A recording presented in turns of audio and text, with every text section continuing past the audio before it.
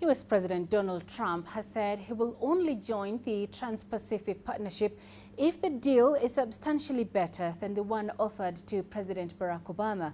Earlier, Trump had unexpectedly said the US would consider rejoining the pact. The US president has previously criticized the deal as a potential disaster, but his trade strategy is under fire as the conflict escalates with China. Daniel Wrenches is live for us in Washington and joins us for more on this. Daniel, Trump says he will only join the TPP if the deal is substantially better than what President Obama got. Why the change of heart? Well, in recent days, President Trump has come under considerable pressure from the agricultural community, which is traditionally Republican voting, and they have been concerned about a loss of agricultural trade to China, losing market share. Now, the TPP was something that many farmers had supported under President Obama.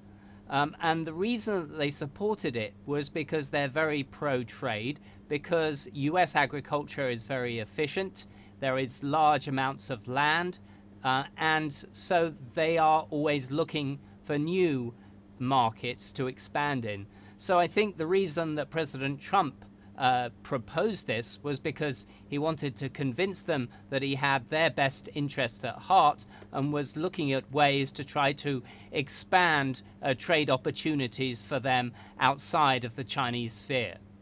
So he is talking of substantially better if he is to rejoin the pact. Do we know what changes to the deal his administration is proposing?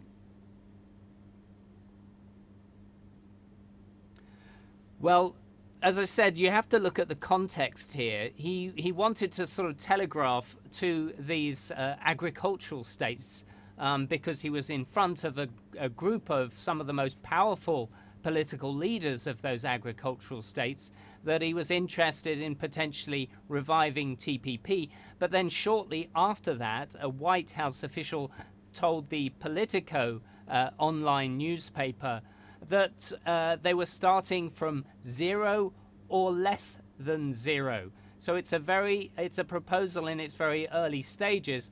I think that means that they don't really know what they would like to achieve if they were going to go back into a renegotiation. And fundamentally, the club has already formed. So the US, though welcomed potentially by the 11 members of this reformed TPP, would be loath to substantially change a deal that they've already agreed upon. We know that labor unions expressed fears that the deal will lead to the loss of jobs as it favors big businesses. How are they likely to respond to Trump's change of heart? Well, the leader of a conglomeration of major US labor unions, Richard Trumka of the AFL-CIO, has initially responded extremely negatively, saying that he understood the reasons why President Trump, on his third day in office, killed the TPP, and he says that the TPP deal should remain dead.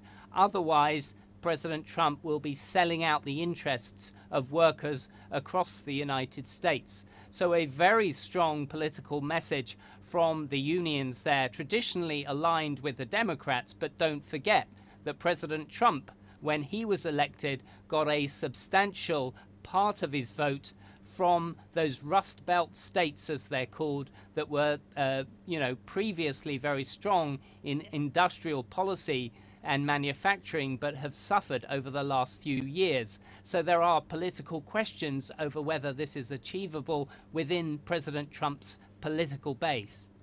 Now, Daniel, President Trump has opened what is being viewed as a potentially damaging trade war with China. Is it likely that he is now looking at the TPP as a fallback plan?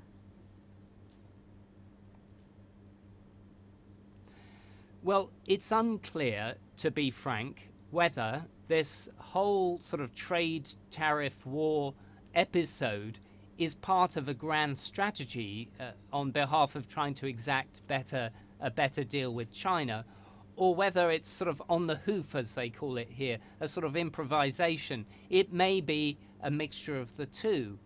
But when it comes to this very early proposal on the Trans-Pacific Partnership, I think I would be foolish to tell you that I understood completely how President Trump has strategized this, or whether it's part of what is, after all, a very well-known and somewhat chaotic policy-making circle within the White House.